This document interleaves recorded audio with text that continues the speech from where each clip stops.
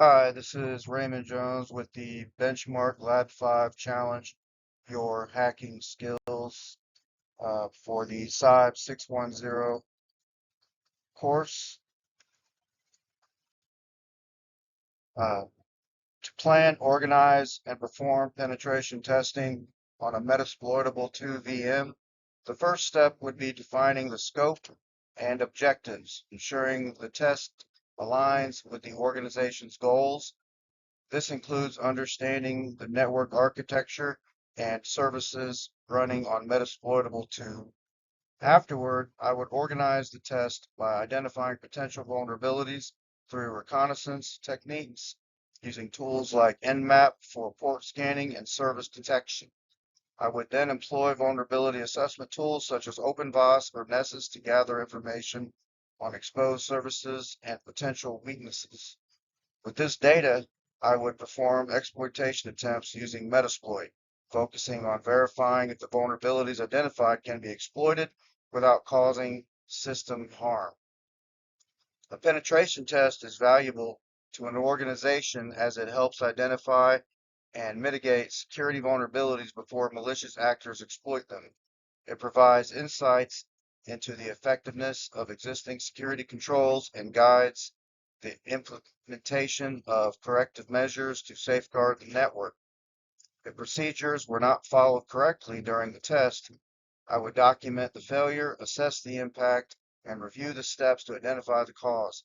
Following this, I would ensure that the necessary adjustments are made to prevent recurrence and communicate with stakeholders to maintain transparency and address concerns promptly. The Nmap scan is first, which shows Metasploitable 2 IP 192.168.56.104 and the open ports.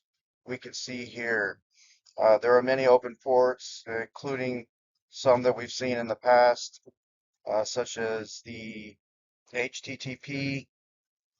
There's also an FTP and many others here.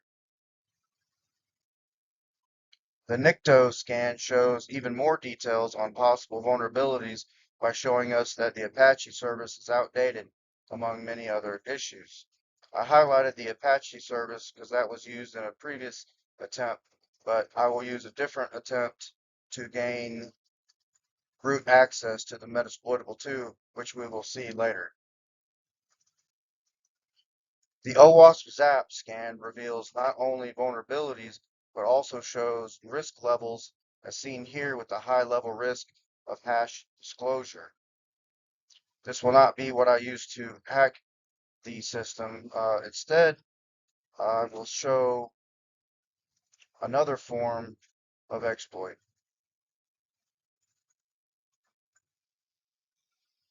The Nessus scan gives even more information about vulnerabilities by showing us that the VNC server has a password that is very simple since it is using the word password itself. After the scans, we attempt to gain root access to the Metasploitable VM using a vulnerability we found called VSFTPD.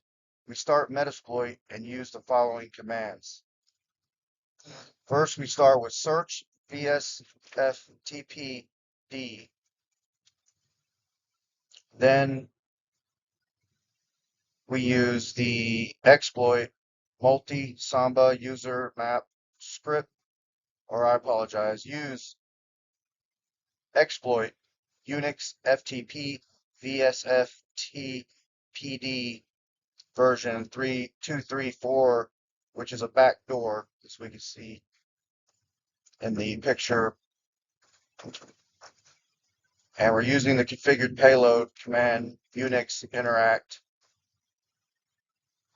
We also set the R host as our target, which is 192.168.56.104. And then we see that it successfully sets the R host at that IP address. And then we start the exploit. We can see that we have attempted to access with Samba, but then changed to VSFTPD.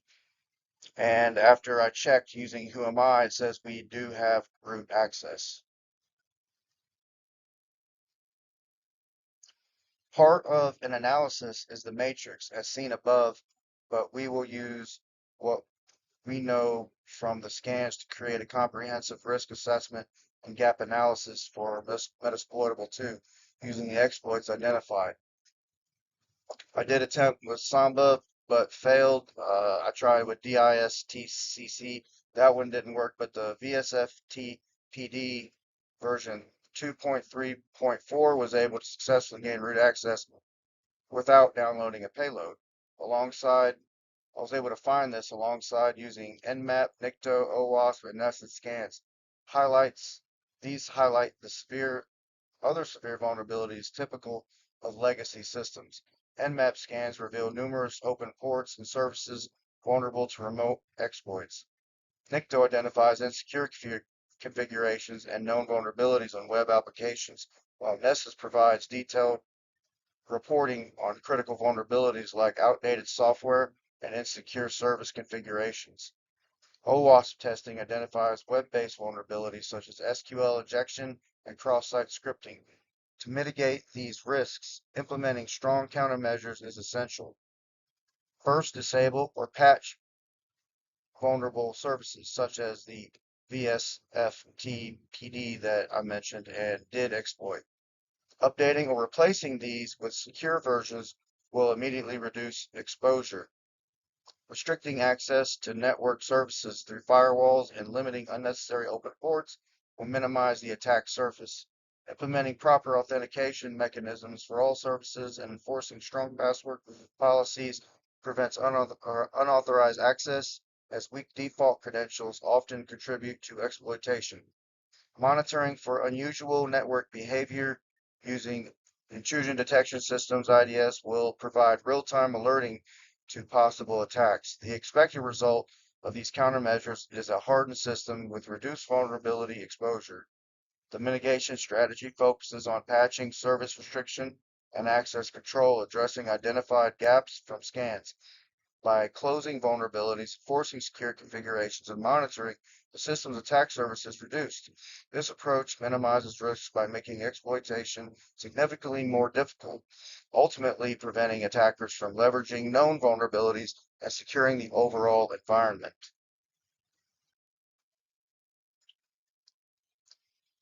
First, to update the Metasploitable 2 and VSFTPD, then we disable writing using sudo write underscore enable equals no. This will prevent both using the VSFTPD exploit and if someone gains access another way, they will not be able to write to the machine to create an account. Now we rerun Nessus to see the vulnerability status of VSFTPD in the analysis. Here we see after the rerun of the scan that even after the update of the VSFTPD service, the version number does not change, but the risk level is informational. This does not mean that it poses no risk, as we were able to gain root access using the exploit prior to the update. It did not appear that there was an update available for this particular VM. We changed the write access to help prevent writing to the system, which also helps mitigate creating administration privileges. In hardening the Metasploitable 2 system, the primary focus was on addressing critical vulnerabilities in services like BSF-TPD, Samba, and SSH. These services, while necessary for system functionality, were left unsecured by default, exposing the system to a wide array of exploits. The decision to implement specific changes, such as updating the VSF-TPD to a non-backdoored version, securing Samba with tighter permissions, and hardening SSH by disabling root logins and enforcing the key-based authentication, was driven by three factors: cost, expedience, and criticality. These changes were cost-effective as they relied on configuring existing software and utilizing open-source patches rather than updating to an expensive software or hardware. Expedience was essential because Metasploitable 2 is widely used for testing and the goal was to minimize downtime while securing the system quickly. Criticality came into play as these services are often the target of attacks. By securing them, the risk of exploitation through known vulnerabilities such as the VSF TPD backdoor or Sambas remote code execution was greatly reduced. Lessons learned from hardening Metasploitable 2, including the importance of continuous monitoring and patching to maintain security, as leaving services unpatched can lead to severe consequences. Additionally, implementing the principle of least privilege and configuring services proved essential to minimizing attack surfaces. Finally, the exercise highlighted the significance of understanding service dependencies to avoid introducing configuration errors that could impact system functionality during hardening. This process underscores the need for a balanced approach between usability and security. This is the end of the presentation. Thank you.